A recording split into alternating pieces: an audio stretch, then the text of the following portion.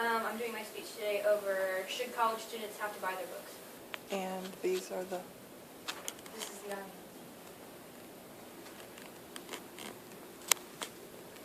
And Should have names on it too, I think. the photographer. Okay, so today I brought some of my books with me. A history book and 2 second language books.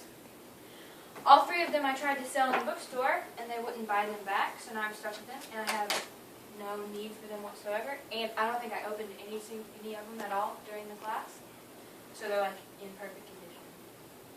Anyway, so the main points I'm going to hit with this speech today are that college students have enough finances as it is. We're paying to go to this school, chose to go to the school, so I think that the university should at least pay for part of the books instead of laying everything on the student.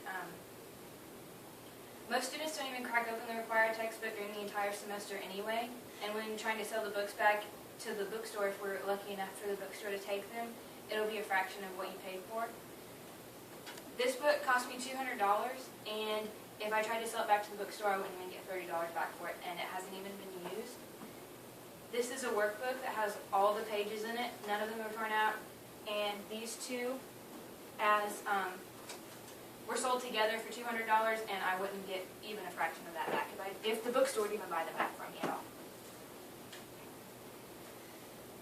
So, I want to begin by explaining a few college expenses besides books first. We chose this school and have to pay at least $3,000 a semester, and most students having to buy their own books, that's going to be at least $400 to $500 a semester, with books that they probably won't even use and won't be able to sell back.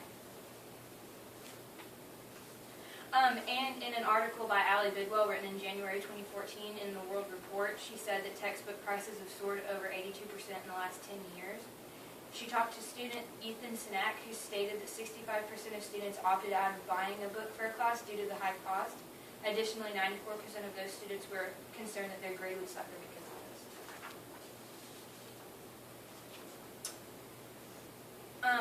And about 1 in 4 first-year students frequently did not purchase required academic materials because of costs, says a 2002 study by nonprofit National Survey of Student Engagement. Okay, so let's talk about selling books back. Like I already said, I couldn't sell any of these books back, and this is just 3 of probably 10 that I have that I can't sell back to the bookstore. Most of the time, students only get pennies on the dollar when they sell their books back, and the bookstore sometimes even refuses to buy older editions, so the students are stuck with useless books that originally cost up to $250.